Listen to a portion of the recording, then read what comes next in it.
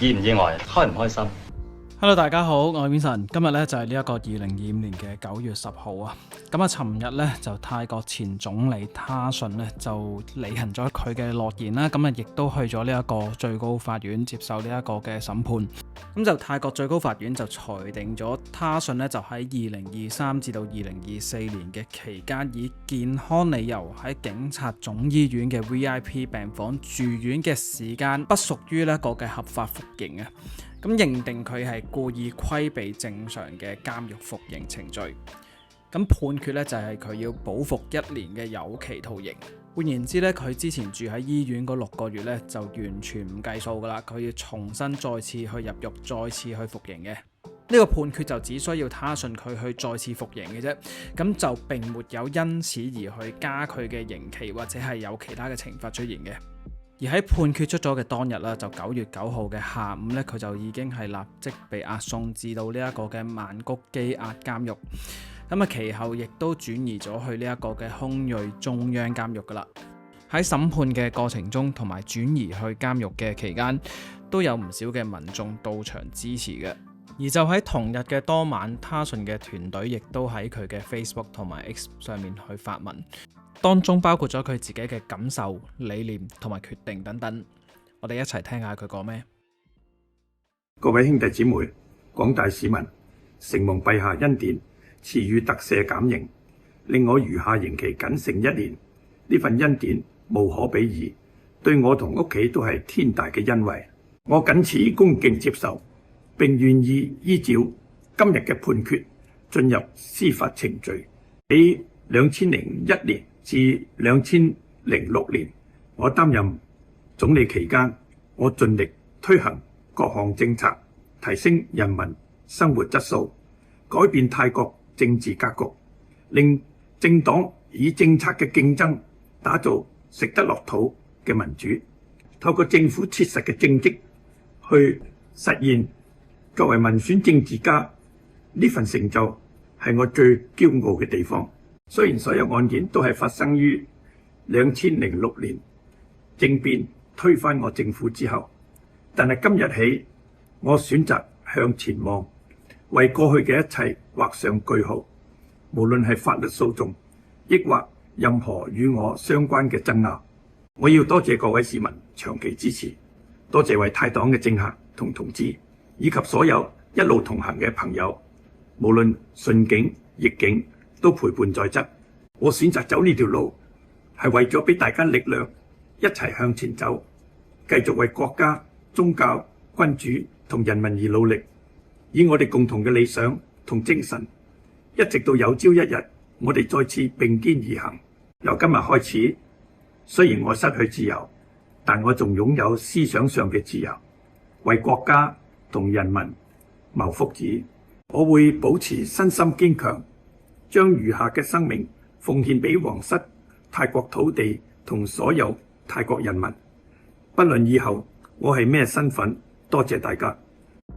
以上就係他信佢喺社交媒體上面嘅發表。咁當然啦，其實呢一啲嘅發言應該就係早前佢未入獄嘅時候就已經係寫定㗎啦。就咁聽嚟講呢，我自己個人都有少少感動嘅。咁不過就真係咪真係出得嚟閒預咗要還呢嚇？事實上呢，他信就係呢個審判日嚟到之前呢，就突然間喺上個星期五咁啊出咗國去新加坡，咁其後就突然轉航道就去咗呢一個嘅杜拜。咁好多人都推測佢就從此就唔會再翻嚟泰國噶啦。咁究竟佢翻嚟泰國去願意去冒呢一個風險，背後有啲咩原因同埋動機驅使到佢去咁做呢？坊間有好多唔同嘅媒體嘅分析啦，咁其實最主要都係講翻佢都係為咗個家族政治，就係翻嚟坐監，就等於同個社會講，我唔會去逃避嘅。咁啊，幫阿女咧，阿貝東坦咧，同埋佢嘅黨派啊，為泰黨咁啊，加強個正當性。咁其次咧就係換取個和解啦，即係你翻嚟主動去服刑啦，咁等於表示就係你去同皇室啦、同軍方去示好啦。咁本身佢所犯嘅罪行就係呢一個嘅濫權同埋貪腐罪，一開始就被判8年嘅啦，咁最後亦都係俾皇室去特赦咗啦，咁啊去減到去剩翻1年嘅啫，咁所以就今次翻嚟坐一坐，咁可能都又有得再減，咁可能都係搏一搏咁樣啦。咁另外就係終極嘅洗白啦，即係如果佢係孭住呢一個嘅流亡逃犯，佢走咗出去呢，就永遠都唔可以再翻嚟去泰國噶啦。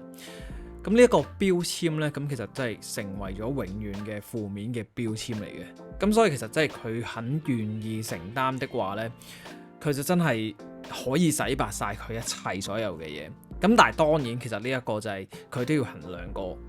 佢知道佢要係淨係坐1年啦。如果佢真係要坐到佢喺入邊去終老嘅，咁又可能係另外一個嘅說法。即係咁講，佢翻嚟坐監呢，咁其實呢都唔係啲咩法律問題啦。咁最主要即係一個政治計算，喺一個唔算太長嘅監禁年期裏邊，去換取翻佢自己嘅家族，換取翻自己嘅政黨，換取翻自己喺往後嘅歷史嘅地位，咁多樣嘢加起上嚟，算係好划算。除咗父親他信喺呢一個嘅社交媒體上面去發言之外呢，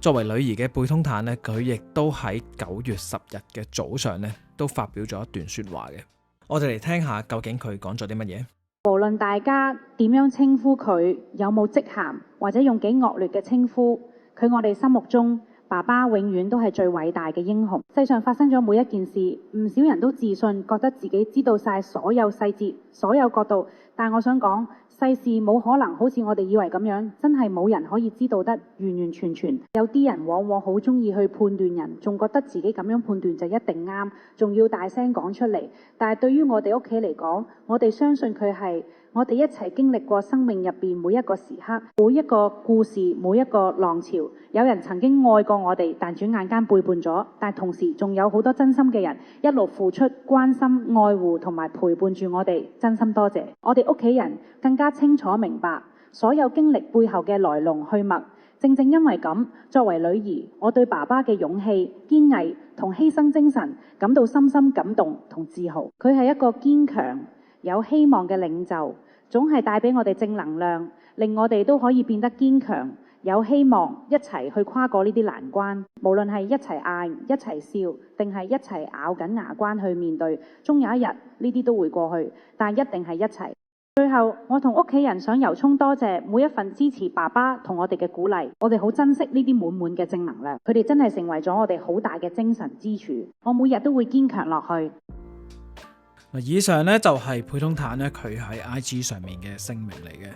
睇得出佢對佢爸爸他信嘅愛呢就非常之深啦。咁而另外呢，亦都真係佢哋成個家族呢，亦都非常之忍辱負重嘅。畢竟佢爸爸係泰國史上第一位透過民主選舉而贏得多數議席，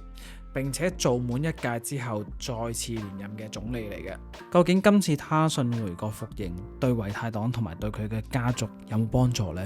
喺9月9號當晚，一個擁有150萬 follower 嘅 Facebook 專頁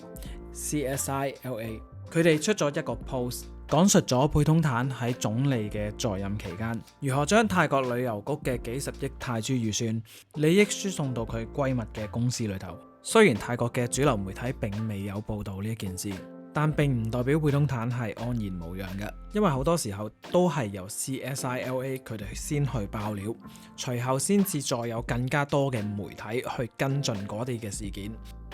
比如之前嘅寺廟主持醜聞、審計處大樓倒塌之後嘅數據、泰柬兩國嘅跟進，以至近日因為有女警可以喺短時間內連升8級，佢哋都有報道。當然啦，呢啲事情每日都會有唔同嘅變化。你話爆料網講嘅嘢係咪真？我哋真係唔知。正正因為咁樣，我哋都好需要主流媒體去佐證一啲嘅事。所以有更多嘅細節嘅話，我就一定會去跟進翻嗰啲嘅新聞去報導俾大家聽。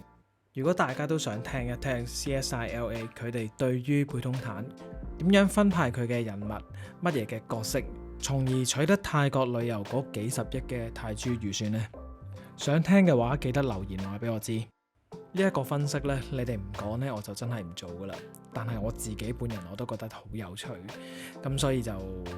係因為尤其我把聲都唔係好得啦，大家都聽到悶悶地